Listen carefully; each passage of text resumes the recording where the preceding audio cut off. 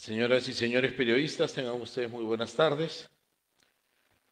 Una vez más, comparecemos ante la prensa nacional para dar cuenta de los acuerdos a los que hemos arribado en esta sesión del Consejo de Ministros correspondiente al día de hoy, miércoles 2 de octubre. En primer lugar, deseamos expresar ante ustedes que la práctica constante de este gabinete de ministros y el gobierno en general es de tratar todos los temas de interés nacional directamente con la prensa en un ejercicio constante de comunicación. Entre otras de las normas que hemos hoy día tratado en el Consejo de Ministros, están aquellas que comprenden las facultades delegadas que recibimos del Congreso de la República. Permítanme, por favor, expresar lo siguiente. El Congreso de la República tuvo a bien conceder al Consejo de Ministros la facultad de legislar y nosotros hemos cumplido satisfactoriamente con ese encargo.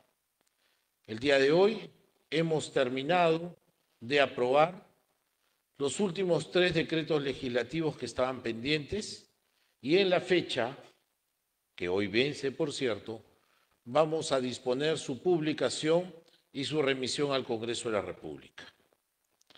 De esta manera, estoy en condiciones de informar que han sido un total de 73 decretos legislativos los que hemos emitido en el marco de estas facultades delegadas. De la misma manera, quiero informar que el día de hoy se ha procedido a la designación de varios embajadores en diferentes repúblicas hermanas. Está, por ejemplo, el embajador del Servicio Diplomático Echeverría, que va para Austria, y varios embajadores que van a asistir a otras naciones de manera concurrente. Nuestro embajador ibérico en España va a ser concurrente ante Andorra.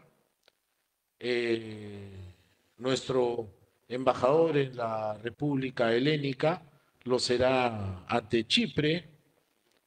Arciniegas se va a Chipre, también además de la República Helénica. También hemos tenido oportunidad de presentar el día de hoy una disposición concerniente a la prórroga del estado de emergencia en las provincias del Putumayo y Mariscal Castilla en el departamento de Loreto. Vamos a hacer allí, está pendiente con cargo a redacción, una disposición que se ha emitido allí con el propósito fundamental de que nosotros podamos tener presencia de nuestras fuerzas del orden en las provincias de El Putumayo y Mariscal Castilla. De la misma manera, quiero indicar que en esta sesión me acompañan el señor ministro de Defensa, el general Walter Astudillo, el señor ministro de Economía, el señor José Arista, el señor ministro de Transportes y Comunicaciones, Raúl Pérez Reyes, y nuestro ministro de Producción, el señor Sergio González. Para dar cuenta del desarrollo de la declaratoria de estado de emergencia en la provincia de Lima, el señor ministro de Defensa nos explicará los detalles de lo que está significando hasta ahora el desarrollo de esta disposición gubernamental.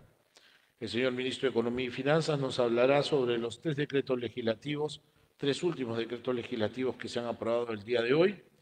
El ministro de Transportes y Comunicaciones nos informará sobre los avances en las obras de metro de línea 2. Hoy día hicieron una visita a estas instalaciones en compañía de la Presidenta de la República, ¿verdad? En compañía de la señora Presidenta de la República. Y finalmente, nuestro ministro de la Producción nos informará sobre las medidas que ha adoptado el sector producción para la promoción y defensa de la actividad pesquera nacional, entre otros temas de interés. Yo quisiera aprovechar unos minutos también para informar a ustedes que en la fecha hemos aprobado un proyecto de ley sobre el saneamiento de límites de los departamentos de Arequipa, Ica y Ayacucho.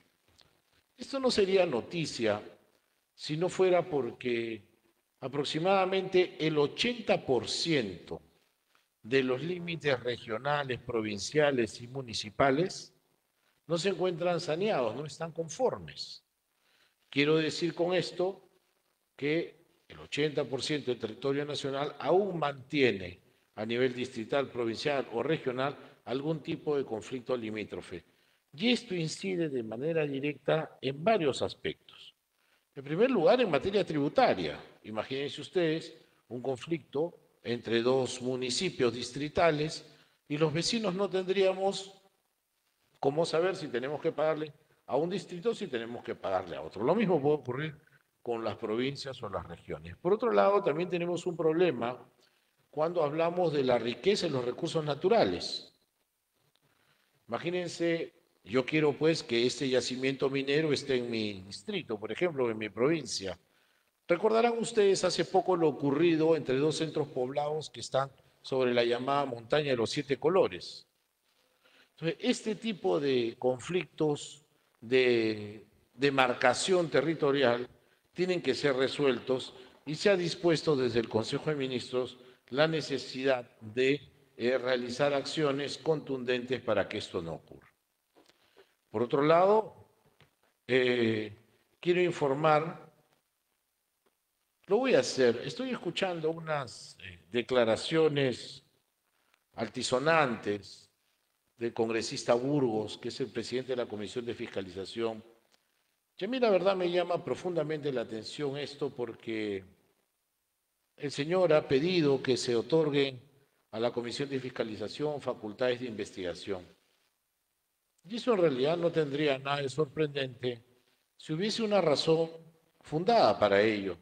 Y más cuando se trata de investigar un tema vinculado a uno de los vehículos presidenciales, porque hay varios, en una investigación que lo han denominado ustedes en la prensa el caso del cofre. Miren, yo recuerdo con absoluta claridad que semanas atrás eran poco más de las 3:30 de la tarde y la Fiscalía solicitó a través de mi despacho que le enviemos en la fecha, decía el documento, información sobre los vehículos, las placas, los conductores, su identificación DNI, sus correos electrónicos. Nos pedían 6, 8 cosas. Estimados amigos de la prensa, ese mismo día, atendiendo al mandato de la Fiscalía, tuvimos que activar todo el aparato administrativo y ese mismo día, aproximadamente a las 11 de la noche, toda la información solicitada fue remitida a la Fiscalía. En un tema que nosotros francamente lo dábamos ya por agotado porque entendíamos que toda la información entregada de la manera más transparente y completa posible ya había agotado el tema. Sin embargo, con gran sorpresa, vimos cómo nuevamente algunos medios de comunicación volvieron a levantar este tema, de los que ha hecho eco, sorprendentemente, la Comisión de Fiscalización, y ahora pretende escalarlo aún más a una comisión de investigación. Lo encuentro injustificado porque, miran, el señor Burgos, en fecha 16, 17 de septiembre, por ahí, se paseaba por todos los canales mostrando esta información. Esta información donde la empresa de peajes decía, equivocadamente, quiero pensar que se trataba solo de un error, que el vehículo EGR 844 transitó por el peaje de Ica, el 27 de febrero de ese año. Y se mostraron las fotos que ustedes habían visto. Bueno, resulta, y esto es lo que me sorprende, que nosotros hemos recibido hace apenas unos días,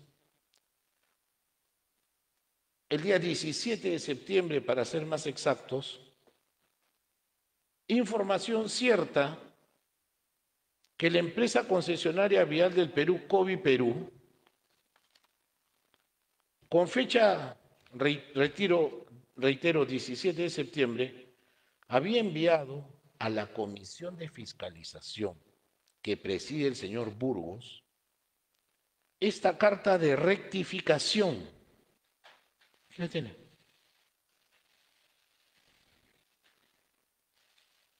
Amigos, esta carta de rectificación llegó el día 17 de septiembre al despacho de la Comisión de Fiscalización. Es decir, en esa fecha tuvieron pleno conocimiento que la empresa de peajes estaba rectificando su comunicación anterior. ¿Y qué decía en esta nueva fecha? El vehículo de placa EGR 844 transitó por el peaje de Chilca, no de Ica. ¿Y por qué digo que me sorprende? Porque esta comunicación la tenía el señor Burgos y lo ocultó. En estas condiciones es posible que se pida facultades de investigación habiendo ocultado información, mintiéndole a la población por algo que ya era de su conocimiento. Esto es inadmisible. Por supuesto, no solamente nos genera dudas, sino además rechazo de la eventual imparcialidad que pudieran tener o que pudiera tener el referido congresista para llevar adelante una investigación que sea objetiva. Pero bueno, dicho lo anterior, me voy a permitir ceder el uso de la palabra a nuestro señor ministro de Defensa a efectos de que nos brinde detalles de las actividades que se están desarrollando en el sector. Gracias, Premier. Un saludo a todos los medios de prensa.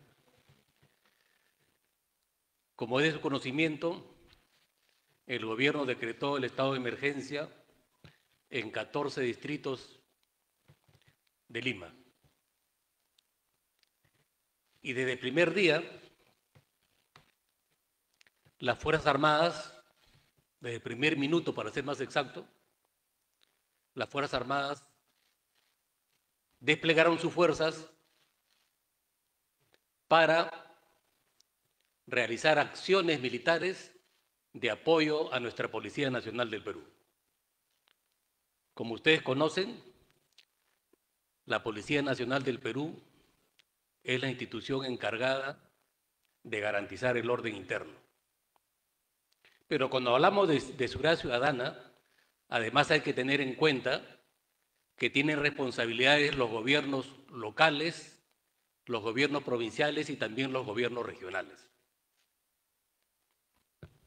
Pero cuando la situación se torna compleja y la policía necesita el apoyo de otra fuerza, tal como lo establece la Constitución, el gobierno tiene la facultad de declarar estado de emergencia. Pero la declaratoria de estado de emergencia no es una solución del problema, porque pareciera que hubiera una confusión, porque muchos reclaman que desde el primer día de declarado el estado de emergencia se soluciona el problema. La declaratoria de estado de emergencia es un instrumento, es una decisión política que permite mayores libertades para el accionar de la Policía Nacional del Perú y a la vez permite que las Fuerzas Armadas puedan actuar en apoyo a la Policía Nacional del Perú. Obviamente, como corresponde, existe mucho interés en preguntar qué cosa se va a hacer de diferente que otras declaratorias de estado de emergencia para que sea más efectivo este accionar. Producto de ello, se han realizado diversas actividades de coordinación y planeamiento conjunto en las instalaciones del Comando Conjunto de las Fuerzas Armadas, en la cual he participado, y otras en la Policía Nacional del Perú. Y lo diferente que se está haciendo en esta oportunidad es que se está dando mayor prioridad a las acciones de inteligencia. Ya no estamos haciendo acciones solamente disuasivas, como es lo que reclama la población, o los mismos medios de comunicación, que permanentemente sacan reportes, fotografías. No están las Fuerzas Armadas. Es que las Fuerzas Armadas tienen que estar donde deben estar en función a los informes de inteligencia, en función a los planes de operaciones que formula la Policía Nacional del Perú. Porque ellos son los que conducen las operaciones. Y nosotros como Fuerzas Armadas le damos el respaldo, le damos la seguridad allí donde ellos han determinado. Se han determinado puntos críticos y ejes críticos donde realizamos patrullajes en diferentes horarios. Además, para transmitirle tranquilidad a la población, las Fuerzas Armadas y también la Policía Nacional tienen fuerzas de reserva. Fuerzas de reserva que pueden ser empleados de acuerdo al desarrollo de la situación. Eso es de manera general la estrategia, que obviamente por temas de seguridad no la puedo difundir abiertamente, pero sí tengan ustedes la certeza y la tranquilidad que las Fuerzas Armadas y Policía Nacional del Perú estamos actuando con todas nuestras fuerzas que sean necesarias para garantizar paz y tranquilidad a nuestra población. Muchas gracias, señor ministro. Sin duda alguna, no podemos dejar de considerar que el esfuerzo que se está haciendo obedece también a lo que podríamos considerar venía siendo un clamor popular. La sensación de tener a nuestras Fuerzas Armadas y Policía Nacional en las calles genera seguridad. La identificación que tienen nuestras comunidades con los miembros de las Fuerzas Armadas y Policía Nacional está comprobada. De allí que la participación y colaboración la podamos apreciar cada día. En los distritos que han sido declarados en emergencia en la provincia de Lima, tenemos la presencia de nuestras Fuerzas Armadas y de la Policía Nacional trabajando de manera coordinada, y así se mantendrá mientras el estado de emergencia persista. Voy a ceder ahora el uso de la palabra al señor ministro de Economía y Finanzas, por favor. Adelante, José. Gracias, Premier. Un saludo cordial a todos los periodistas que el día de hoy nos acompañan. Nosotros, como sector de economía, teníamos que sacar, o hemos publicado 25 decretos legislativos. El día de hoy se han aprobado los 3 últimos. En las semanas que vienen vamos a publicar los reglamentos de cada uno de ellos.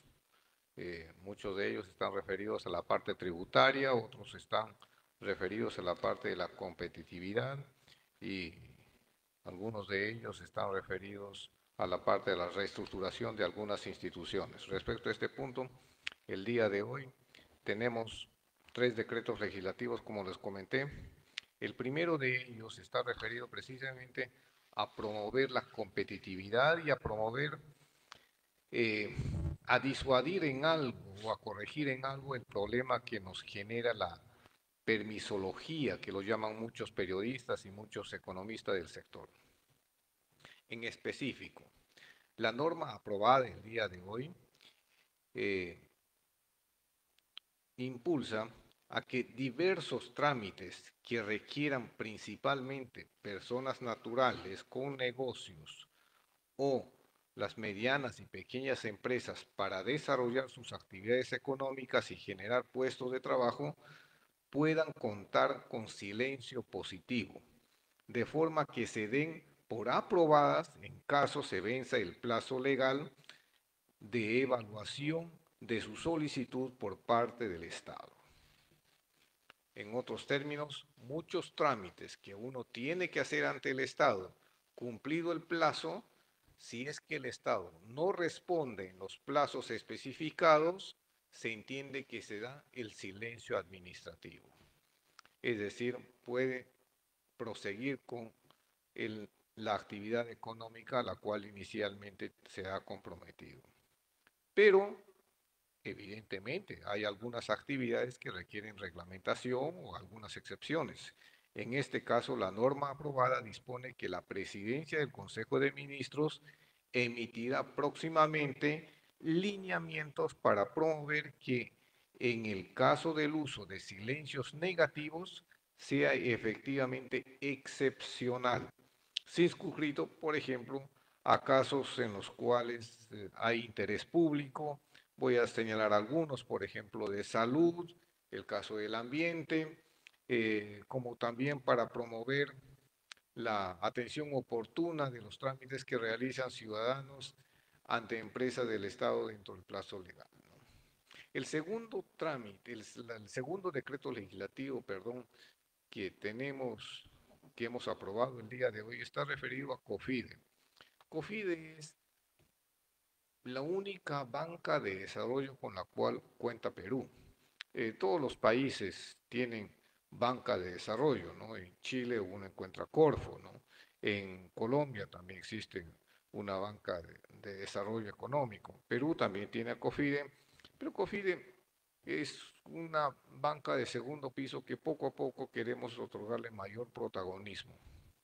En este caso, el decreto legislativo mejora el marco normativo de COFIDE como banca de desarrollo, debido a que permitirá diversificar sus fuentes de fondeo, es decir, sus fuentes de recursos, ampliando su participación en el financiamiento para el mercado de capitales, fondos de inversión y fintechs, con el objeto de impulsar actividades productivas e innovadoras, así como el cofinanciamiento de inversiones estratégicas para el desarrollo del país, con el consiguiente efecto de promover financiamiento competitivo para las MIPES y los proyectos que tengan un fuerte impacto en la economía nacional.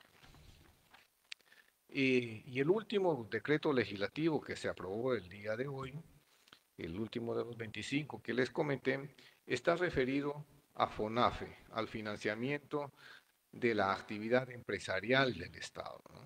Como ustedes saben, FONAFE es el gorro que agrupa a todas las empresas que tiene el Estado. En este caso, se ha aprobado el decreto legislativo que establece un nuevo marco jurídico que ordena, sistematiza y optimiza la actividad empresarial del Estado.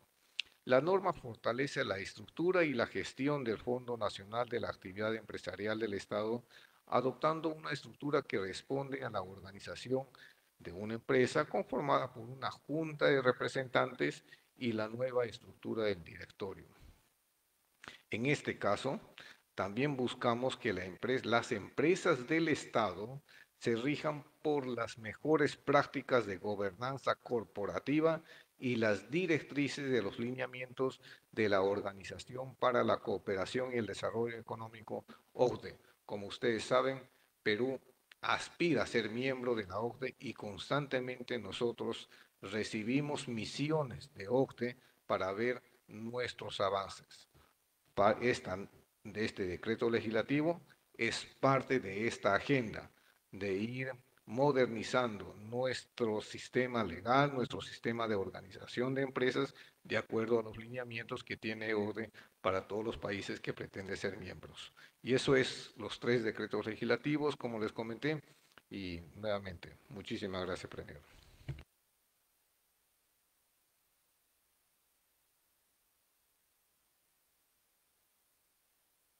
Sin duda alguna, el fortalecimiento de nuestras instituciones como FONAFE, como COFIDE, va a ser muy importante. En todos los casos quiero advertir que estas iniciativas tienen como propósito fundamental asegurar el eficiente funcionamiento de ellas, resguardando, por supuesto, los mejores intereses del país. Permítanme ahora, voy a conceder el uso de la palabra al señor Ministro de Transportes y Comunicaciones, el señor Raúl Pérez Reyes. Gracias, Premier. Muy buenas tardes a los amigos de la prensa. Primero, comunicarles, bueno, algunos de ustedes incluso nos acompañaron hoy día en la mañana. Hemos estado con la presidenta en la estación Bolognesi, de la Plaza Bolognesi, la tuneladora Delia, llegó a esta estación y esta es la última estación de la primera etapa de la línea 2 del metro, así que ahora sigue avanzando hacia la siguiente estación en Breña, que es Parque Murillo, y ahí ya comienza, en la estación Parque Murillo, va a salir todo el material que hoy día se almacena en la estación San Juan de Dios, se va a almacenar ahora en Parque Murillo, de forma tal que ya la línea, en la etapa 1 de la línea 2 del metro, ya va a poder ser, y se va a poder ir completando en todo el tema de equipamiento electromecánico, electrónico, ¿no? Sistemas de señalización, y vamos apuntando a acercarnos a poder tener este tramo en el menor plazo posible. Queremos al menos 3 de estas estaciones tenerlas listas en el 2026 y la idea es completar los primeros 15 kilómetros de esta importante línea del metro que refleja una importante inversión, pero además también una importante mejora en el transporte urbano de la ciudad de Lima. Y un segundo tema, también manifestarles que hemos estado conversando a través de la ATU con distintos gremios de transportistas, también de conductores, de las líneas formales y también de las líneas de transporte regular de la ciudad. Ellos nos han manifestado que no se van a plegar al paro. Lo que nos han pedido, y eso es lo que les hemos ofrecido, es seguridad para que ellos puedan salir a hacer su trabajo mañana. Así que justamente la presidenta y el premier han dispuesto que personal policial y personal de las Fuerzas Armadas el día de mañana van a estar patrullando la ciudad desde muy temprano para evitar cualquier desmán que pueda cometer alguna persona que quiera, utilizando el argumento de los problemas de seguridad que hemos tenido, reclamar. Sin duda, como mencionaba yo en la mañana en una entrevista, la reclamación, la queja, es un derecho constitucional, pero hay que hacerlo de forma pacífica. No tenemos por qué agredir a otros para hacerlo. Y la otra cosa importante es que la reclamación está asociado principalmente al tema de la seguridad ciudadana, pero ya hemos escuchado a algunos de los dirigentes de estos gremios informales, básicamente, que están intentando tomar la agenda que desarrollaron en el 2021 con el señor Juan Silva. Y nosotros no vamos a permitir eso. Nuestra apuesta es una apuesta por un transporte formal, sostenible. Hay una agenda de formalización que hay que desarrollar, pero no de formalización de todo tipo de vehículos, sino de algunos vehículos. Entonces, la formalización apunta a los buses, a las combis también, a las que pasen la revisión técnica, ¿no? Y de hecho tenemos un programa para poder renovar las combis de una forma importante con vehículos eléctricos. Estamos trabajando en eso, ya estamos afinando el decreto supremo y la creación de este fondo que va a permitir utilizar vehículos eléctricos que reemplacen a las combis siendo conducidos por ellos mismos. Y el Estado iba a poner una garantía para asegurar la recuperación de esas inversiones. Y además también se ha sacado un decreto legislativo el día sábado, el 1678, que introduce también la figura de subsidios en aquellas rutas, en corredores complementarios particularmente, que no sean sostenibles. Y lo que vamos a ir haciendo con la ATU conjuntamente en el marco del plan regulador es ir incorporando una serie de rutas que hoy día las tiene el transporte regular, las iremos convirtiendo a corredores complementarios como corresponde, con contratos de concesión a 10 años, con vehículos sostenibles, de forma tal que podamos modernizar nuestra ciudad. Una de las cosas que no debemos hacer es que se confundan las agendas. La legítima agenda de preocupación por la seguridad ciudadana que la tiene el gobierno, estamos trabajando para justamente el Ministerio del Interior y el Ministerio de Defensa para corregir este problema, sobre todo el Ministerio del Interior, que es un tema que está a cargo de la Policía Nacional del Perú, pero esa es una agenda en la que todos compartimos, incluso el Ministro del Interior ha planteado el que hagamos una marcha el día domingo o uno de estos domingos, todos preocupados, reflejando nuestra preocupación por la seguridad ciudadana, pero eso es una cosa. Y otra cosa es buscar paralizar la ciudad, como lo intentaron hacer en el 2021, chantajeando al gobierno de aquel momento, y nosotros no vamos a permitir eso.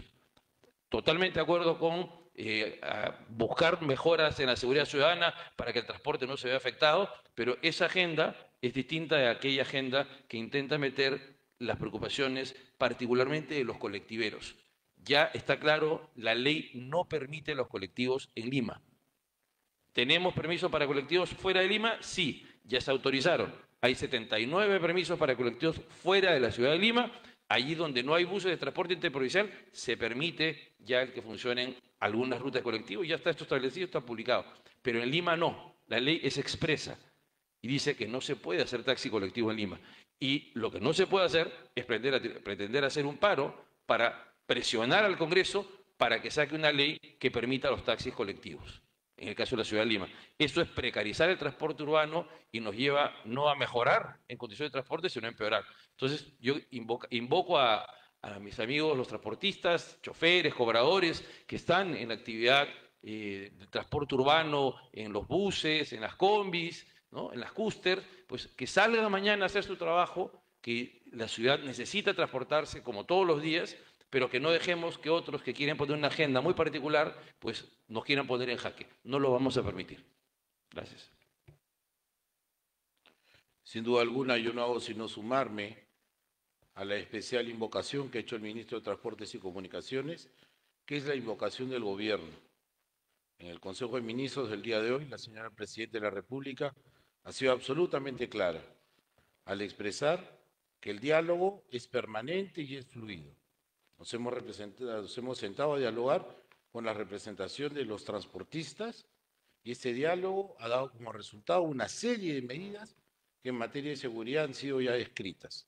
Seguiremos trabajando por ello y seguiremos trabajando además por la seguridad de todos los peruanos y peruanas que utilizan el transporte público y de la misma manera, ya lo hemos expresado y lo reiteramos ahora, nos solidarizamos con los señores transportistas, cobradores, choferes y propietarios y vamos a trabajar por ello junto a nuestras Fuerzas Armadas y Policía Nacional para que la criminalidad cese. Bueno, finalmente vamos a ceder el uso de la palabra al señor Ministro de la Producción, Sergio González. Adelante, Sergio. Muchas gracias, Premier. Muy buenas tardes con todos. Un poco para informar sobre la emisión del Decreto Supremo 014-2024. Este Decreto Supremo entró en vigencia este viernes 27 de septiembre y establecía medidas para prevenir, desalentar y eliminar la pesca ilegal en nuestro país.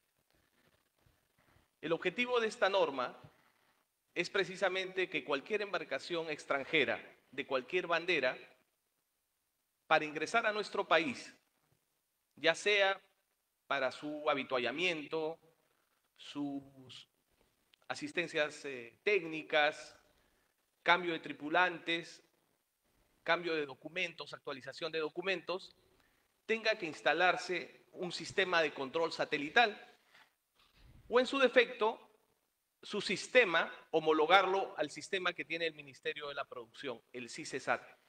Y se estableció un plazo de 60 días a efectos de que puedan homologarse, actualizarse las plataformas correspondientes, como el BUCE, para que puedan instalarse los controles satelitales que exige este decreto supremo. Asimismo, y a razón de las noticias que se han venido señalando en los últimos días respecto a embarcaciones extranjeras que estarían realizando pesca ilegal, nuestra Marina de Guerra de nuestro país se pronunció claramente respecto a todos sus sistemas de control que ellos tienen, negando la presencia o la pesca ilegal por parte de embarcaciones chinas en nuestras 200 millas. Como es sabido, las embarcaciones extranjeras están fuera de las 200 millas, ejercen su pesca fuera de nuestro mar territorial, fuera de las 200 millas, y esto está regulado por el Organismo Regional de Ordenamiento Pesquero del Pacífico Sur, OROP. Y esa presencia de embarcaciones fuera de nuestras 200 millas no es una presencia de este año, no es una presencia del año pasado, sino es una presencia que ya viene hace más de 10 años. Tenemos registros de los ingresos que han tenido las embarcaciones extranjeras para distintas acciones, ¿no? Avituallamiento, reparación, cambio de tripulantes, a lo largo de los 10 últimos años. Y el promedio de ingreso de embarcaciones extranjeras a nuestro país para estas, no para realizar pesca obviamente, sino para estos avituallamientos, cambio de tripulantes, mantenimientos, son en orden de 248 el 2016, 259 el 2017, el 2018 319 embarcaciones, el 2019 288 embarcaciones. Con esto lo que quiero señalar que esta presencia de embarcaciones extranjeras fuera de nuestras 200 millas es una presencia que se viene realizando a lo largo de los años. Sin embargo, nosotros estamos emitiendo este decreto supremo en la lógica de prevenir y desalentar la pesca ilegal en nuestro país, porque teniendo la ubicación exacta de las embarcaciones, así como hacemos con nuestra flota industrial, podemos identificar en qué lugar están, si están en velocidad de pesca, si están en velocidad de travesía. La ausencia de la pota en estos meses ha sido analizado por el Instituto del Mar del Perú, nuestro instituto científico, reconocido internacionalmente, que establece y que cuida la preservación de nuestros recursos hidrobiológicos, y señala que la pota es un recurso abundante pero variable, bastante variable en el mar peruano. Y precisamente la variabilidad de la temperatura del mar, que en estos tiempos está el mar frío, hace que este recurso hidrobiológico, este recurso que es la pota, se disperse o se profundice. Y eso afecta a los pescadores artesanales para su captura, ¿no? para la pesca correspondiente. También el IMARPE nos señaló que la pota se normalizará a fines de este año, ¿no? El primer trimestre del 2025 nuevamente va a estar abundante este recurso. Pero también, como he sabido, no solamente contamos con este recurso, nuestro mar peruano es prodigioso, reconocido internacionalmente. La FAO la semana pasada se pronunció y estableció que nuestro país, nuestro mar, está entre los 4 más productivos del mundo. Hemos aperturado este 1 de octubre la temporada de perico. Va desde el 1 de octubre hasta el 30 de abril del 2025. Se están estableciendo una cuota de 60.000 toneladas. Esto permite, de alguna forma, a los pescadores que se dedican a la pota también dedicarse a este recurso. Si bien es cierto, está afectada esta pesca de la pota por la reducción de captura que se ha tenido, se están coordinando acciones a efectos de dar facilidades a los pescadores como créditos asistidos y puedan salir a hacer la faena del perico. Es preciso referir también que en el marco del fortalecimiento de nuestra investigación y en coordinación con la Comisión de Presupuesto del Congreso de la República, se está impulsando una ley precisamente para la construcción de una nueva embarcación científica. Después de 45 años, nuestro país va a construir una embarcación científica. ¿Y eso qué significa? Que nos va a permitir seguir haciendo los estudios con altas tecnologías para que no solamente estemos pensando en el aprovechamiento de determinadas especies como la anchoveta, sino la diversidad de recursos que ofrece nuestro mar. También referir que hubieron unas disposiciones respecto a la captura de jurel. Se están dictando medidas complementarias a efectos de generar mayores oportunidades a los pescadores del sur de nuestro país. Poco esto es el resumen respecto a las actividades de ordenamiento pesquero que estamos teniendo, al impulso en el tema de la fiscalización. Tanto con la Marina de Guerra de nuestro país estamos intensificando las acciones de fiscalización de las embarcaciones extranjeras a efectos de prevenir, desalentar la pesca ilegal en nuestro país. Muchas gracias. Señor ministro, disculpe, ¿podría darnos algún comentario sobre la segunda temporada de pesca, por favor? Muchas gracias, Premier. Es bueno hacer un recuento La primera temporada de pesca de nuestro país se aperturó el 16 de abril de este año, ¿no? Se estableció, previo a un estudio del Instituto del Mar del Perú, que nuestro país tenía una biomasa de anchoveta de 10 millones de toneladas. Y como teníamos una biomasa saludable, se estableció una cuota de 2.5 millones de captura.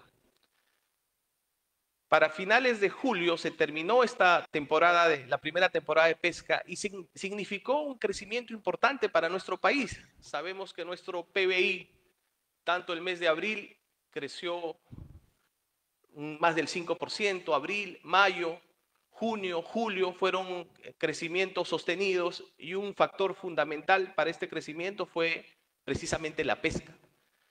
Actualmente, el Instituto del Mar del Perú viene haciendo 2 evaluaciones, 2 cruceros científicos que estarán emitiendo sus informes en este mes de octubre, ¿no? Se proyecta una importante temporada, no obstante vamos a esperar los informes de nuestro Instituto del Mar del Perú, y pues definitivamente una buena segunda temporada pues también genera nuevamente una dinámica económica en nuestro país importante, genera pues aproximadamente 1.300 millones de dólares en exportaciones, generan 50.000 puestos de trabajo y genera dinamismo en la economía de nuestro país. Gracias, Premier. Muchas gracias, ministro. Nuestro mar no solamente es prodigioso, sino que además se encuentra debidamente custodiado en su integridad por nuestra Marina de Guerra. En un comunicado de días atrás, la Marina de Guerra ha sido absolutamente explícita al afirmar que no existe ninguna nave de bandera extranjera que ingrese al mar territorial peruano sin la debida autorización. ¿Ok? Entonces tenemos que tener confianza y seguridad en que así es como se están desarrollando las cosas. Si ustedes me permiten, por favor, para concluir y antes de sus preguntas, quisiera informar que en Ollantaytambo, en el Cusco, en mi tierra, se han producido algunas manifestaciones de protesta y nosotros en la actualidad, en este mismo momento, estamos operando en Ollantaytambo con representantes de la Presidencia del Consejo de Ministros, el Viceministerio de Gobernanza está actuando, también representantes del MINCETUR y del Ministerio de Cultura. Desde aquí y a través de sus ondas me permito hacer un llamado fraterno a mis paisanos en Ollantaytambo para pedirles, por favor, que sus medidas de protesta, en primer término, sean pacíficas y en segundo término, que no impidan el pase de los turistas hacia la zona del Machu Picchu. Nosotros estamos seguros que ellos, como cualquier otro, va a poder ser lo suficientemente sensato y maduro como para reunirse en las mesas de diálogo que ya están instaladas y con las que estoy seguro vamos a poder llegar a acuerdos importantes para todas las partes. De la misma manera y atendiendo a un compromiso del gobierno, quiero informar que hoy día en la fecha va a ser remitido al Congreso de la República el proyecto de ley por medio del cual modificamos el Código Penal en lo relativo a los delitos de sicariato o extorsión e incorporamos el delito de terrorismo urbano. Este era un compromiso del gobierno y estamos incorporando el delito de terrorismo urbano. Pero de la misma manera quiero informar que hay una medida excepcional para ser aplicada en los estados de emergencia y según esta medida, la disposición complementaria final, los miembros de las Fuerzas Armadas y de la Policía Nacional del Perú que durante la vigencia de los estados de emergencia fueran denunciados por actos realizados en cumplimiento de sus funciones, serán investigados y o sancionados según lo previsto en el artículo 173 de la Constitución Política del Perú. Es un compromiso que teníamos con nuestras Fuerzas Armadas y Policía Nacional para que ellos tengan el respaldo jurídico que necesitan para que puedan actuar en estados de excepción y lo hagan con las garantías de la protección legal correspondiente. Nosotros estamos esperando entonces que este proyecto de ley del Poder Ejecutivo se incorpore a los demás que están siendo debatidos en el Congreso de la República y podamos con prontitud tener un proyecto de ley que con seguridad el Poder Ejecutivo va a respaldar. Muy bien, quedamos atentos a las preguntas que tuvieran a bien formular. Iniciamos la rueda de preguntas con el diario Perú 21.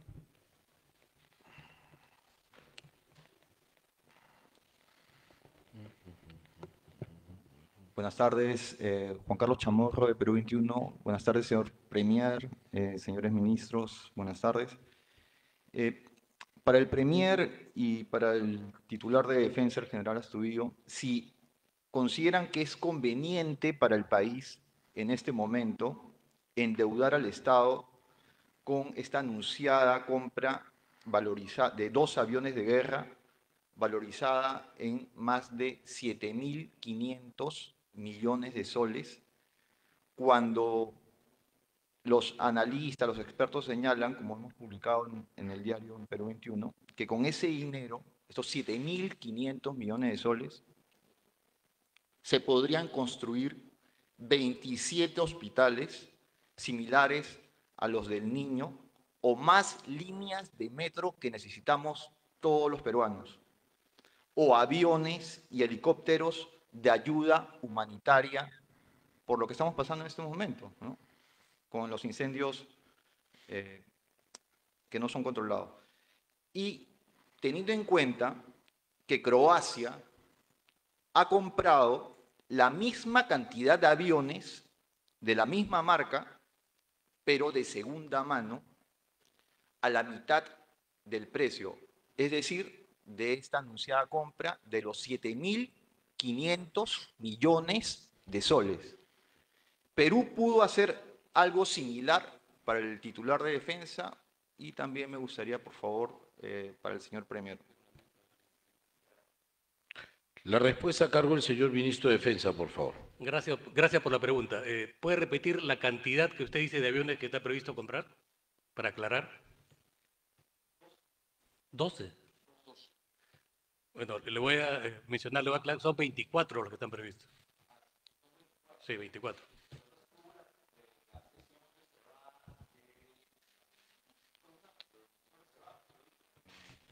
En la Comisión de Defensa del Congreso. Si Pero fue, bueno, si si nos fue dice que son sesión 24, reservada,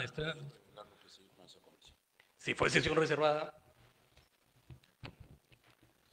Bueno, yo creo que el gobierno ha dado muestras de un respeto a la libertad de expresión. Y todos los ministros así lo tomamos. Pero creo que es bueno que en democracia haya libertad de expresión, libertad de ideas, libertad de pensamiento. Y yo también soy un defensor de esos derechos. Pero en los últimos años, esto ya ha llegado a situaciones incontrolables. Y me voy a valer de la pregunta que ha hecho el periodista de Perú 21, que obviamente en primera plana han sacado esta noticia, no en los términos que usted lo ha planteado, sino en otros términos que desinforman a la sociedad, desinforman a la ciudadanía. Y quiero yo enfatizar lo siguiente. Cuando alguien comunica una información y no tiene pleno conocimiento, o sea, hay desconocimiento del tema por lo técnico que pudiera ser, es entendible, ¿no? Porque todos los seres humanos no estamos especializados en diferentes temas. El problema es cuando pseudoanalistas o personajes que han ocupado cargos públicos importantes dan información tendenciosa. Ese es el problema. Y eso no se debe permitir. Me voy a tomar unos minutos para dar una explicación. En los conceptos actuales que se maneja a nivel global, la seguridad y el desarrollo son variables interdependientes. O sea, no se puede hablar de seguridad sin hablar de desarrollo, porque esa es la comparación que hace. ¿Por qué en vez de comprar bienes casas no se construyen hospitales? O sea, Insisto, en el concepto global vigente, la seguridad y el desarrollo son interdependientes, van de la mano.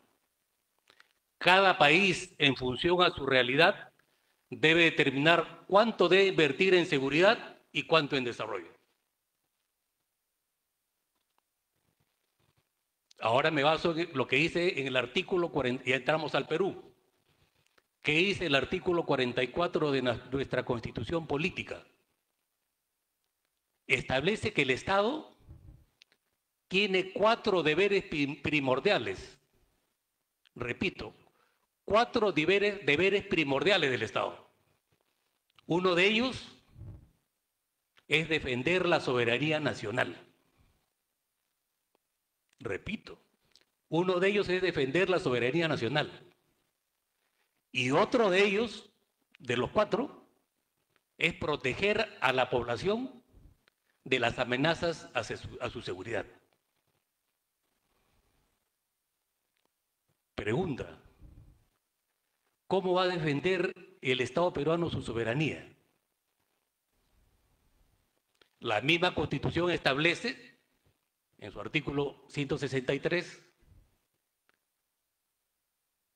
que todos los ciudadanos,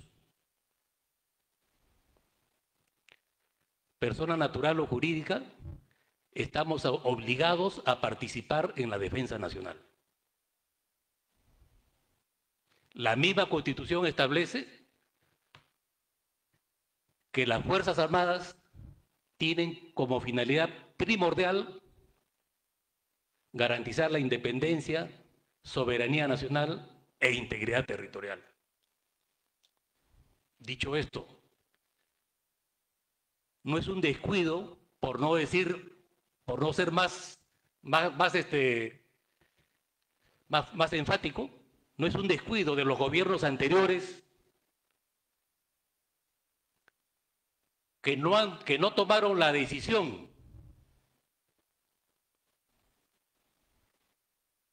de dar las capacidades necesarias a las Fuerzas Armadas para cumplir con esta misión tan importante como lo establece nuestra Constitución. ¿Acaso los que estamos presentes acá no somos peruanos? ¿No nos damos cuenta del juego político de personas que no quieren al Perú? Es necesario que yo les diga abiertamente cuáles son las condiciones de las capacidades que tienen las Fuerzas Armadas. Y también agregaría a la Policía Nacional de Perú.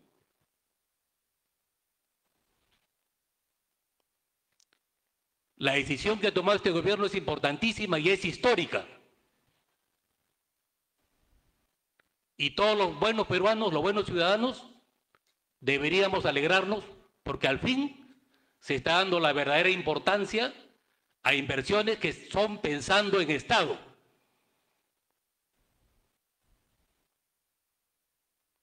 Eso es tener visión de Estado. Yo invoco, no quiero ser más extenso, porque creo que soy claro, y si no soy claro, esperaría otra repregunta. Yo invoco a nuestro Congreso de la República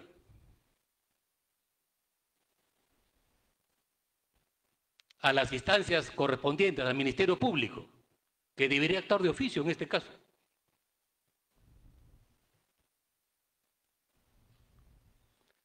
para que inviten a esos personajes. Yo no voy a indicar los nombres porque creo que todo el mundo sabe a esos personajes, que si se determina que responden a intereses de otros países, están incurriendo en traición a la patria. Quiero ser enfático. Es el momento que todos nos unamos y defendamos al Perú. Muchas gracias, ministro. Siguiente pregunta, Radio Programas del Perú. Por favor. Ministros, ¿cómo están? Buen día. Mariano Calvera, de RPP.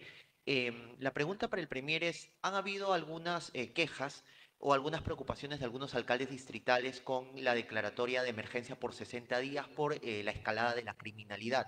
Puntualmente, el alcalde de San Juan del Lurigancho ha indicado que esto va a fracasar si es que se cometen los mismos errores que se cometieron el año pasado, cuando se declararon en emergencia también los distritos, también por la ola de criminalidad, porque no hubo una estrategia articulada. Incluso él menciona que cuando se acercó a la PCM a consultar de qué manera se iba a integrar a los gobiernos locales junto al Ministerio Público, al Poder Judicial, en una estrategia transversal, nunca le dieron respuesta y hasta el momento está esperando la estrategia del estado de emergencia del año pasado.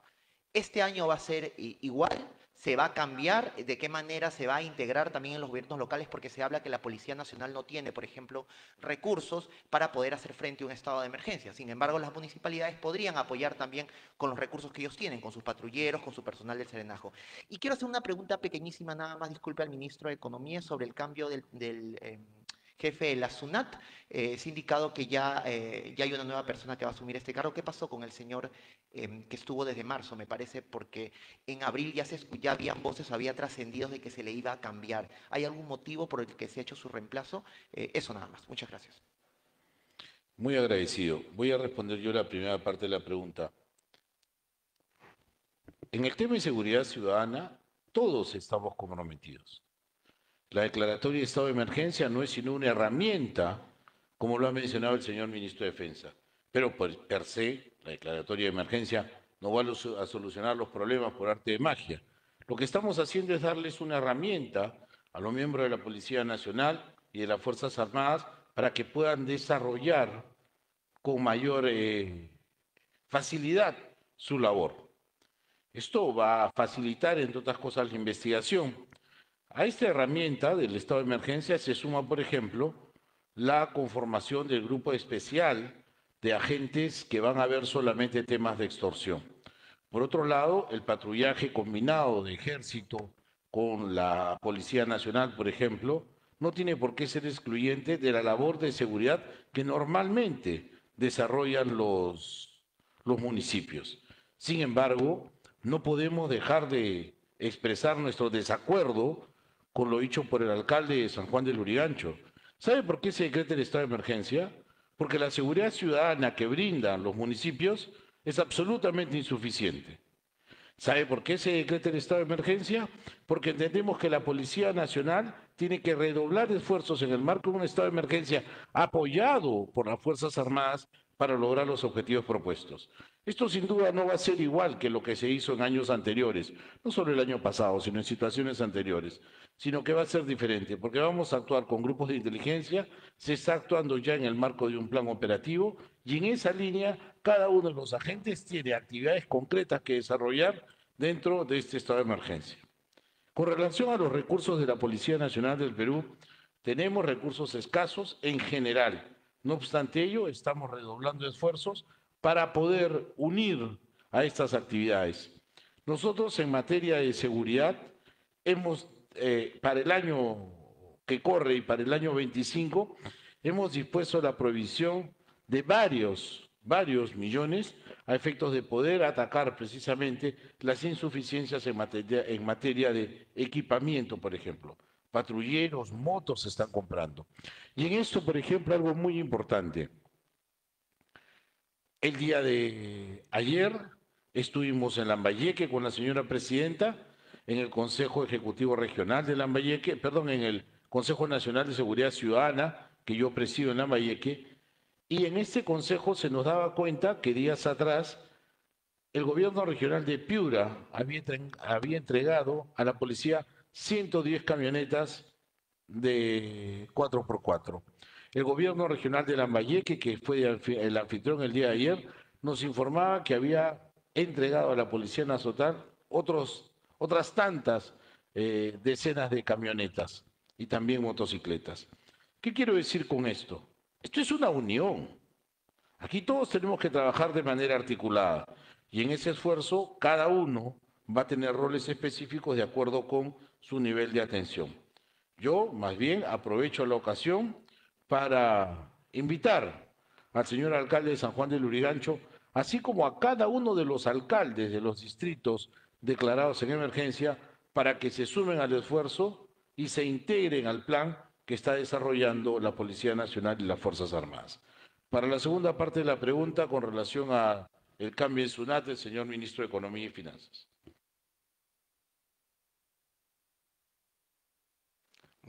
Muchas gracias, Premier, y muchísimas gracias por la pregunta.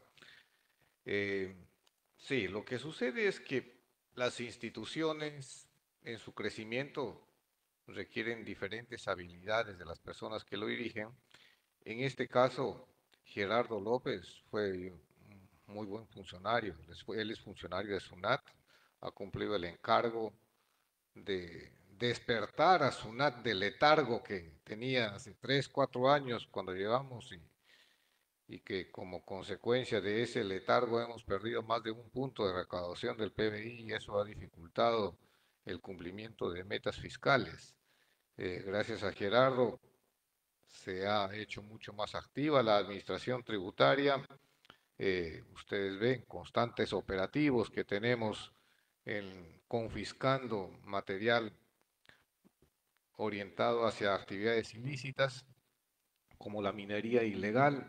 Él ha promocionado a la SUNAT, siempre ha salido a los medios, ha mantenido un buen nivel de comunicación, pero en este crecimiento normal de la institución o en este desarrollo normal, necesitamos que la administración sea dirigido por personas con unas habilidades complementarias a las que tiene Gerardo, ¿no? En este caso queremos continuar con la integración digital entre la SUNAT y el Tribunal Fiscal, en primer lugar. Y en segundo lugar, queremos sacar lo más rápido posible todos los reglamentos necesarios de los decretos legislativos que hemos aprobado estos días, por mencionar 2 puntos de agenda. En este caso, hemos visto conveniente sustituir a Gerardo, quien es funcionario de la SUNAT, él vuelve a sus funciones anteriores, sustituir a Gerardo por una persona como Víctor Mejía, que tiene experiencia no solamente en la SUNAT. Víctor Mejía es un abogado, necesitamos un abogado para toda la parte normativa, para el desarrollo de los reglamentos, el abogado de la Católica. En segundo lugar, buscábamos a alguien que tenga experiencia en la SUNAT, Víctor lo tiene, y buscábamos además a alguien que tenga experiencia en el Tribunal Fiscal. En este caso, Víctor Mejía es vocal de una de las salas del Tribunal Fiscal. Entonces, se ha visto conveniente complementar en esta etapa de desarrollo de la institución con un profesional con estas características para continuar, como les repito, el desarrollo normal de la institución. Y desde aquí, en verdad, muchísimas gracias a Gerardo por el enorme apoyo, el despliegue de energía que ha hecho en estos momentos, y aprovecho la oportunidad también para desearle la mejor de las suertes, evidentemente, a Víctor Mejía, y decirle que estamos en el ministerio y nosotros, no es una voluntad, sino es mi obligación decirle que estamos ahí para trabajar juntos para tener un sistema tributario mucho más equitativo con el país y sobre todo para proveerles recursos a los diferentes pliegos que tenemos en el sector público. Muchísimas gracias. Permítame, por favor, sumarme al agradecimiento y a la felicitación que ha hecho el señor Ministro de Economía y Finanzas al ex jefe de SUNAT, al señor Gerardo López, invocar al actual titular de SUNAT para que redoble esfuerzos y contribuya con el gobierno y con la ciudadanía haciendo un trabajo muchísimo más eficiente que el de su predecesor. Siguiente pregunta, por favor. Continuamos con Panamericana. Buenas tardes, Premier, ministros. Fiorella Martínez de Panamericana. Ustedes hablaban acerca del proyecto que se va a presentar respecto a terrorismo urbano, ¿no? A la modificación del Código Penal.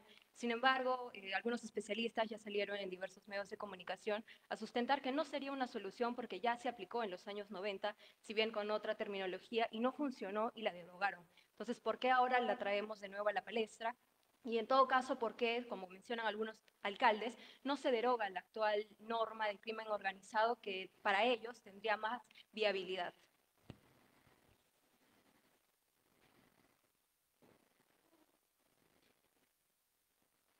A ver si me permite. Seguramente usted no, señorita, pero yo estuve en los 90 y puedo asegurarle que no había ninguna norma de terrorismo urbano. Se lo garantizo. ¿Terrorismo? especial.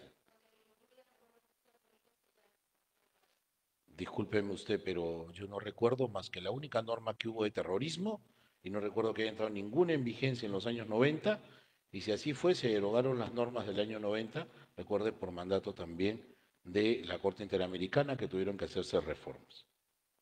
Por lo demás, ¿por qué promovemos lo del terrorismo urbano?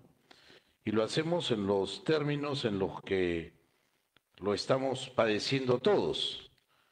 El que realice actos que generen terror o zozobra en la población o en un sector de ella a través de la comisión de los delitos previstos en el 108C, 108D, 152 y 200, nos estamos refiriendo a delitos de sicariato, a los delitos de conspiración de sicariato, extorsión, etcétera, será reprimido con pena privativa de la libertad de no menor de 30 años y será cadena perpetua si pertenece a las Fuerzas Armadas, utiliza armamento material, usa o emplea armas, emplea un menor de edad, etcétera. Esta es la tipificación que nosotros estamos considerando como terrorismo urbano. Es cierto, ya tenemos sicariato, ya tenemos extorsión. Estamos poniendo figuras como estas dentro de lo que sería la conceptualización del delito de terrorismo y estamos agravando las penas de manera significativa hasta la cadena perpetua. La ley por sí misma no tiene ningún sentido, pero la ley vale per se por su carácter persuasivo.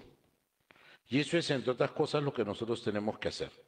Vamos a señalar con el dedo a quienes cometan estos delitos y los vamos a calificar como terroristas. Los vamos a perseguir y los vamos a meter a la cárcel. Eso es lo que haremos con ellos. Y nuestras Fuerzas Armadas y Policía Nacional, en el marco de la declaratoria de emergencia, podrán actuar con esta herramienta, que es la declaratoria de estado de emergencia, para perseguir de una manera más eficaz el delito.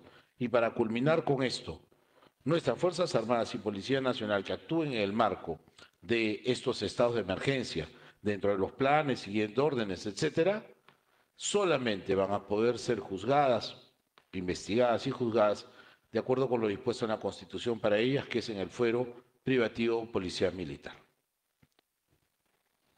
Continuamos con Radio Nacional. Adelante.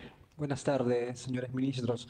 El ministro del Interior es interpelado hoy en el Congreso de la República por una supuesta falta de liderazgo en la lucha contra la inseguridad. Desde el Ejecutivo se ratifica el respaldo al ministro del Interior y, si me permite, por favor, también hacerle otra consulta. El congresista Wilson Soto ha planteado pena de muerte para sicarios y extorsionadores. Él considera que el Perú, de una vez por todas, se debe de retirar de la Corte Interamericana de Derechos Humanos. ¿Cuál es la postura del gobierno frente a este planteamiento? Gracias. ¿Me podría repetir, por favor, aquello del liderazgo que no he logrado comprenderlo? Sí, era sobre la moción de interpelación que va a afrontar el día de hoy el ministro del Interior por una supuesta falta de liderazgo en la lucha contra la criminalidad. Muy bien, gracias. Fíjese usted, en este mismo momento, el señor ministro del Interior está siendo interpelado en el Congreso de la República. El que habla, en mi condición de presidente del Consejo de Ministros, le ofrezco al señor Santibáñez todo mi respaldo. Y al mismo tiempo le hago saber al Congreso de la República que todos los ministros que sean citados al Congreso de la República acudirán. Somos respetuosos de la separación de poderes. Por otro lado, yo no quiero sino recordar los ministros del Interior que han precedido al señor Santibáñez. Es notable que ha habido un cambio de giro, que hoy día tenemos una presencia ministerial desde la madrugada hacia el amanecer seguro, al atardecer, con el retorno seguro, hoy día con el plan Génesis, todas las actividades que se han hecho, la composición de equipos especiales de investigación, como es ahora el GOBRES, etc. El problema de la delincuencia urbana y el crimen organizado es un problema sumamente complejo y me van a disculpar ustedes, pero no estamos en condiciones de poderlo solucionar prácticamente en semanas o en meses. Esta complejidad nos obliga a nosotros a tomar medidas de excepción, como la declaratoria del estado de emergencia, por ejemplo, como la conformación de grupos especiales de inteligencia para combatir los delitos. Pero yo no creo, sinceramente se lo digo, que se trate de una falta de liderazgo. Por otro lado, en el Consejo de Ministros no hemos tratado, en ningún Consejo de Ministros, la posibilidad de que el Perú se retire del Sistema Interamericano de Derechos Humanos, ni de la Comisión Interamericana ni de la Corte, sistema al que, por cierto, nos adherimos de manera voluntaria. Siguiente pregunta, por favor. Continuamos con la Tita. Buenas tardes, ministros. Jefe de gabinete, por favor. La semana pasada, Punto Final estuvo en las inmediaciones de Sarapampa. Entrevistó a los guardias, seguridad, personal de seguridad de los diferentes condominios en los que se dice que estuvo el cofre. Entonces quisiéramos, por favor, más detalles sobre este tema porque, por lo que hemos podido averiguar con los representantes de seguridad del lugar, la Presidenta de la República no se encontró el último fin de semana de febrero ahí. Quisiéramos más detalles sobre ese caso, por favor. Muy bien. A ver, por relación al tema este del cofre, yo quisiera en primer lugar expresar que se encuentra en investigación ya en sede fiscal. En segundo lugar, disculpe usted, pero yo no puedo, no estoy en condiciones de poderle a usted decir qué es lo que pasó con el cofre, dónde estuvo, a dónde llevaron a la presidenta, de dónde la recogieron, etcétera. Y esto lo hago porque estaría quebrantando la ley. Fíjese usted. La Ley de Transparencia y Acceso a la Información establece con absoluta claridad que está clasificado como reservado todo lo que tenga que ver con los movimientos, entre otros, de las autoridades del gobierno. Por supuesto, siendo la señora presidenta la más alta autoridad, tiene esta dimensión de reservado. No lo puedo divulgar, más que no lo sé. Pero por otro lado le digo algo. Esto encuentra justificación absoluta en un tema de seguridad. Nosotros no podemos, por seguridad de la Presidenta de la República, y olviden por favor por un momento a la Presidenta actual Dina Boluarte, piensen en cualquier presidente. Por razones de seguridad no podemos nosotros saber dónde llega, de dónde la recogen, etcétera. Les digo más, y esto sí se los puedo afirmar porque lo vemos con frecuencia. Nosotros, miembros del gabinete, no sabemos sino hasta muy última hora si la presidenta ha confirmado su visita a un lugar o no. Y esto nos ocurre todos los días. Y lo comprendemos porque se tratan de razones de seguridad. Entonces, en una actividad como la que usted escribe, también merecemos tener esa reserva. Consecuencia, si usted me dice si estuvo en Sarapampa, si hablaron con los guardias, si ya verificaron los 3 condominios, yo entiendo que esa es una labor de la prensa y podría hasta felicitarlos por ello. Pero yo, en mi condición de primer ministro, no estoy en condiciones de informarles ni les brindaría esos detalles porque hay una prohibición legal que lo impide. Si existe, y esto también tengo que ser enfático, un mandato judicial que así lo exija, con la misma confidencialidad le será informado a las autoridades competentes el detalle, no de otra manera. Siguiente, por favor. Ana Lenin. Ministro, ¿cómo está? Buenas tardes. La primera consulta es sobre ¿cuánto se va a nombrar al directorio de Petroperú? Algunos han mostrado su preocupación justamente por este tema y que se nombren justamente anteriores personajes que han sido cuestionados en su momento. Y lo segundo, la presidenta va a cumplir ya más de 80 días que no declara a la prensa. Mi pregunta es, ¿cuándo lo va a hacer justamente por estas reiteradas dudas que hay? ¿No? Ella solamente, reiteradas dudas, le digo, ¿no? Y en todo caso tiene el programa Mesa de Prensa de Canal Ende para que pueda asistir y conversar un poco sobre el tema. Gracias.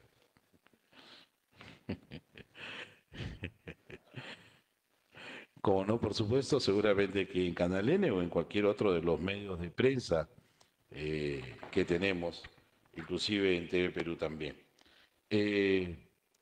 Para la respuesta al tema del director de Petroperú voy a dejar al ministro de Economía, pero antes permítame decirle lo siguiente. Miren, esta es una muestra de la transparencia con la que el gobierno toma los asuntos de Estado. Todas las semanas estamos frente a ustedes, todas las semanas en esta misma plaza. Pero no solamente aquí, cada ministro de Estado da declaraciones todas las semanas sobre las actividades que realizan y sobre los temas propios de su sector. Estamos realizando este esfuerzo. A este esfuerzo se suma además uno que muy puntualmente hace el vocero del despacho presidencial comentando las actividades de la señora presidenta. Eso entendemos que es un ejercicio de transparencia al que se suma toda la actividad que hacemos a través de las redes sociales institucionales. Cada ministerio tiene su Twitter, tiene su Facebook, su Instagram, su TikTok y etcétera, medios de comunicación. La señora presidenta, cuando ella así lo crea conveniente, podrá tener probablemente una entrevista ante reporteros, como lo he hecho en alguna ocasión, o podrá en algún momento tener entrevistas puntuales en algún medio de comunicación, incluido el programa que usted indique en Canal N. Pero lo que quiero decir es que estas son decisiones que solamente competen a la señora presidenta y por lo demás la comunicación con la prensa es permanente y ustedes lo pueden ver tanto aquí en Lima como en cada una de las regiones. Para responder a la segunda parte de la pregunta, el señor ministro de Economía y Finanzas. Muchísimas gracias, Premier. Sí, efectivamente estamos haciendo las coordinaciones. Lo que pasa es que en este caso el nombramiento del directorio de Petroperú se ha juntado la tormenta perfecta, ¿no? Hay algunas oportunidades en que estoy yo y no está el ministro Mucho, y otras oportunidades en que está el ministro Mucho y no estoy yo, entonces no hemos podido realizar la sesión de junta de accionistas para el nombramiento del directorio o la ratificación, en todo caso, del directorio, pero yo creo que a finales de esta semana, a más tardar, debemos tener ahí los nombres de las personas que van a integrar el directorio de Petroperú, porque tanto el ministro Mucho como yo estamos acá y estamos coordinando. En algún momento nos faltó el la viceministro de Hacienda, que en este caso ha renunciado y que también es miembro evidentemente de la Junta de Accionistas, entonces también debo estar nombrando a la viceministra de Hacienda y ya tendríamos el equipo necesario para hacer el nombramiento requerido en el caso del directorio de Petroperú. Pero al margen de ello, tanto el ministro Mucho como el Premier y yo hemos visitado la planta de Petroperú. Es una planta en Talara. Hemos quedado gratamente sorprendidos del profesionalismo, en primer lugar, de la gente que dirige la refinería. En segundo lugar, el nivel, son jóvenes formados en el Perú que han visitado otros lugares, la infraestructura que existe en Petroperú, y sobre todo nos ha llenado de alegría conocer que desde el 7 de agosto la producción diaria de la planta es de aproximadamente 70.000 barriles diarios. Estamos creciendo semana tras semana y a la fecha deberíamos estar bordeando los 80.000 barriles diarios, y esto debe seguir así hasta llegar en diciembre más o menos al nivel óptimo, que sería cercano a los 95.000 barriles diarios.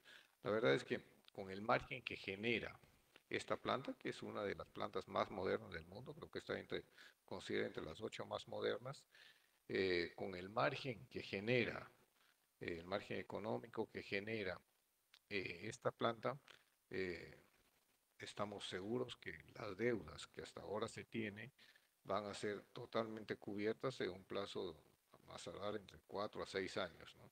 Así que por eso es lo que nos estamos tomando nuestro tiempo. Queremos nombrar un directorio que en la medida de lo posible tenga la disposición de trabajar todo este periodo, y en segundo lugar que tenga el profesionalismo y la calidad necesaria, en la cual confiamos todos los peruanos, una de las empresas más grandes que tiene el Perú. Muchísimas gracias. Gracias, ministro. Siguiente pregunta, por favor. Última pregunta, TV Perú. ¿Qué tal? Un saludo para los ministros aquí presentes. Buenas tardes. Consultarle sobre el tema de la ampliación del penal de Chayapalca, ¿no?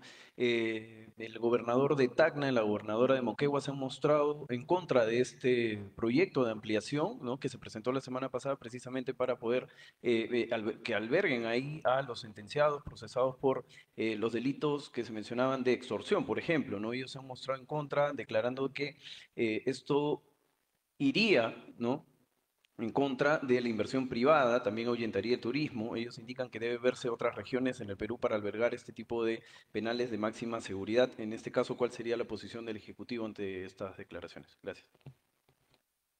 Gracias. El día de ayer, en conferencia de prensa desde Lambayeque, la señora presidenta constitucional Dina Boluarte ha anunciado una inversión de hasta 3.000 millones de soles para atender la habitabilidad de nuestro sistema penitenciario. Esto significaba la construcción de nuevos penales, así como también la ampliación de algunos penales.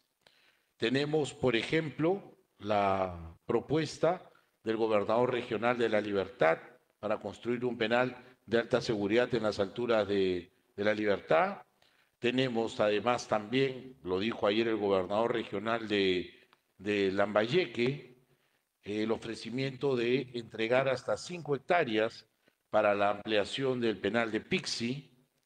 Y yo la verdad me quedo sorprendido con las declaraciones del gobernador de Tacna y la gobernadora de Moquegua. El gobernador de Tacna va a estar pronto conversando en mi despacho.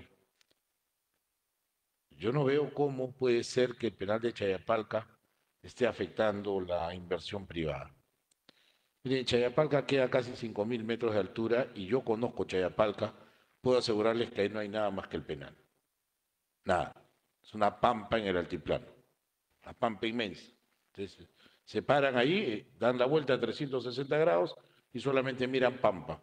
Y una carretera, una trocha que sirve medio de comunicación.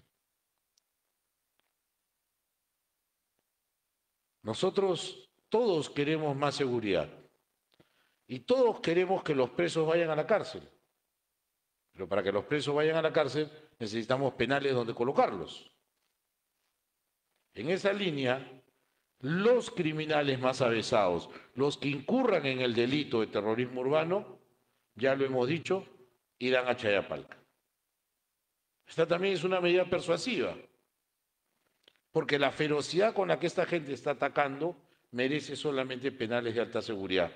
Pero aquí un llamado especial, en general, a todos los gobernadores regionales para que nos faciliten espacios.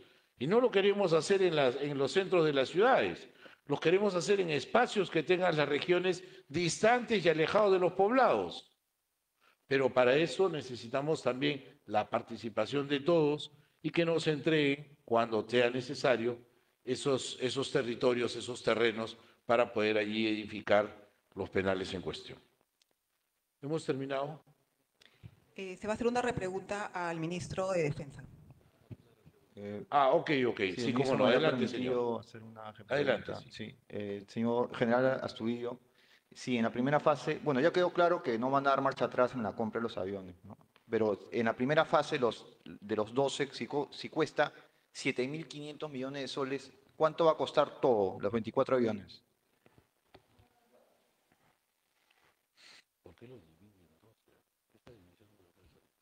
Lo que pasa es que el procedimiento es endeudamiento interno y está faseado en 2 años, año 25 y año 2025 y 2026.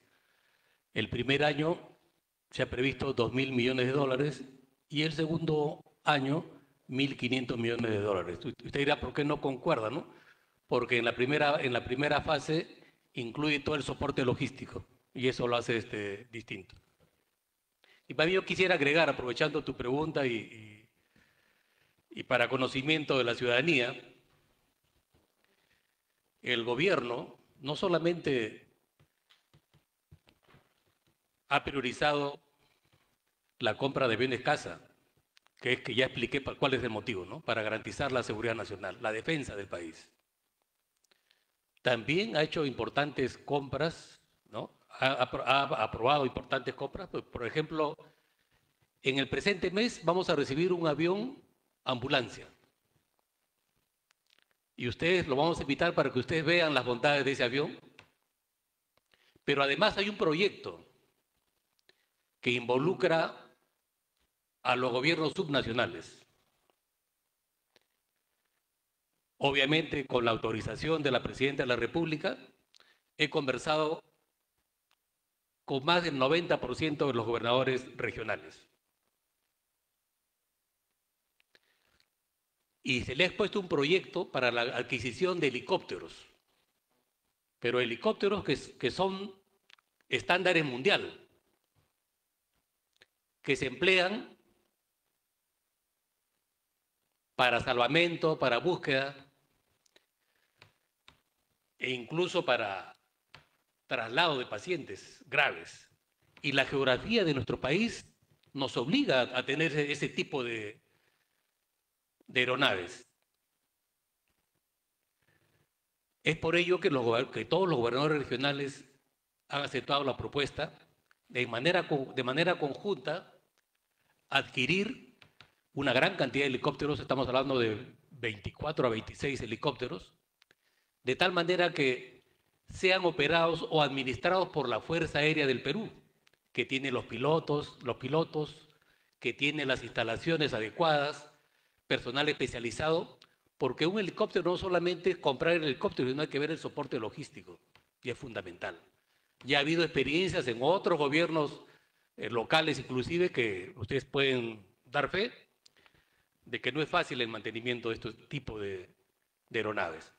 Entonces, esto nos va a permitir poder atender de mejor manera y tener las capacidades para atender cualquier tipo de emergencia. Llámese incendios, llámese emergencia de salud, para gestión de riesgo de desastres, incluso para generar puentes aéreos también en situaciones.